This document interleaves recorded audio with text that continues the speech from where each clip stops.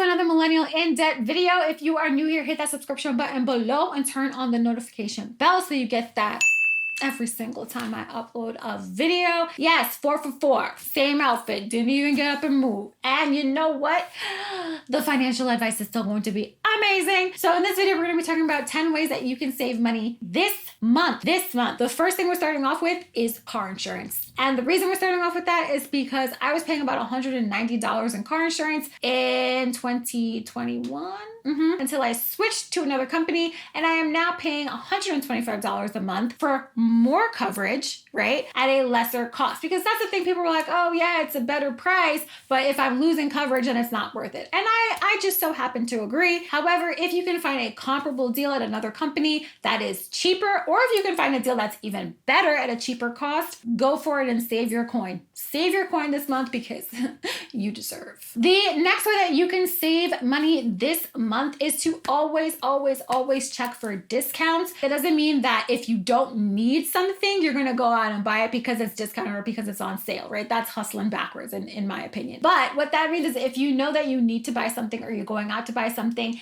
if you search for discounts, you will likely find them 8 times out of 10. Just like I was speaking to the bougie budgeter, love her. She is starting to use a meal service plan, and I believe she lives in DC. And it was going to cost $70 a month, and I believe they send you, was it $70 a month or $70 a week? I don't remember. Either way, she found a random discount code by searching on the internet that got the first 3 orders to be $35 instead of $70. And she would have never known this if she didn't just search, discount for so-and-so brand, discount for so-and-so company on the internet. Google's free, y'all. And you might as well get as many discounts as you deserve because we work so hard. I'm so tired of working. So I need a little bit of money back.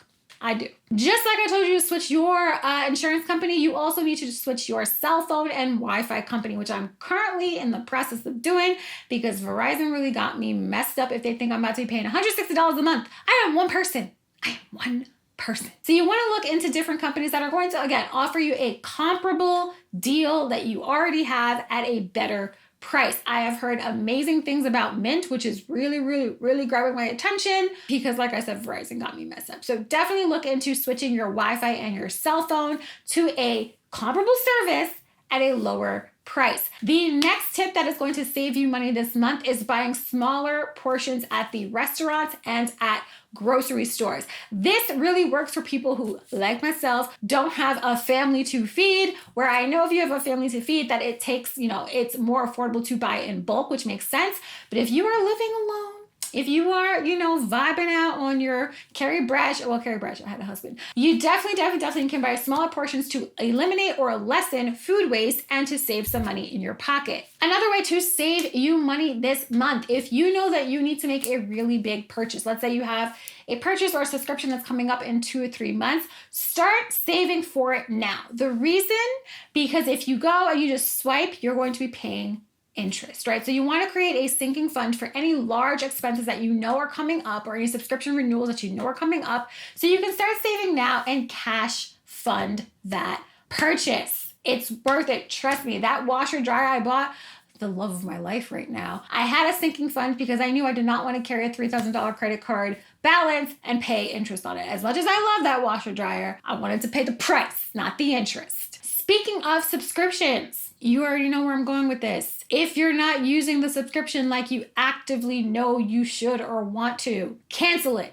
A lot of times we think, oh, I'm just going to keep it. I'm going to try it again tomorrow. I'm going to try it again next week. How about you sign up for it when you want to try? When you want to try and use it, sign up for it. But if you're not using it, cancel it, and it's a good likelihood when you cancel it and get rid of it, you won't even remember it. You won't even think about it. And if you do, you could just start it back up. And you'll probably get like an intro price, an intro fee, especially with the gyms. So, keep that in mind. Streaming services. We're just going to stay in the vein of subscriptions. Netflix just raised their price. The really good way, or the good thing about these streaming services, is they have multiple profiles. So you can, share the cost, right? So I pay for Disney Plus in my household. One of my brothers pays for Hulu. The other brother pays for Netflix. He has T-Mobile, so I guess T-Mobile pays for Netflix. I have a friend who pays for Paramount, another friend who pays for Peacock, another friend who pays for HBO Max. So we have spread out, the cost, and this way we're all paying about $10 or $12 instead of paying $90 to $100 to have all these streaming services and watch one thing on each. I see the game. I understand why y'all are doing this to me, but you're not gonna get me. The next financial tip that can save you money this month is removing your credit cards from these apps that you love. And yes, that includes Amazon and Target. And yes, I'm speaking to myself as well. It's so easy to pay for something with my face. iPhone, you have set me up, right? And I've seen the meme going around like, stop acting like Apple Pay is paid by Apple. You don't have to yell at me so loudly. Jesus. So definitely remove it, because having to get up and go, and also remove the auto PayPal, because that's another one. Like if it just automatically goes to my PayPal, I'm just like, oh, all right, well, the battle is already lost. No. Make it a little more difficult on yourself to make, these expenses that you do not need. Sleep on it, take a day and unlink those credit cards, turn off the face recognition for those Apple Pay purchases, because Apple, you're so lucky. I'm obsessed with you.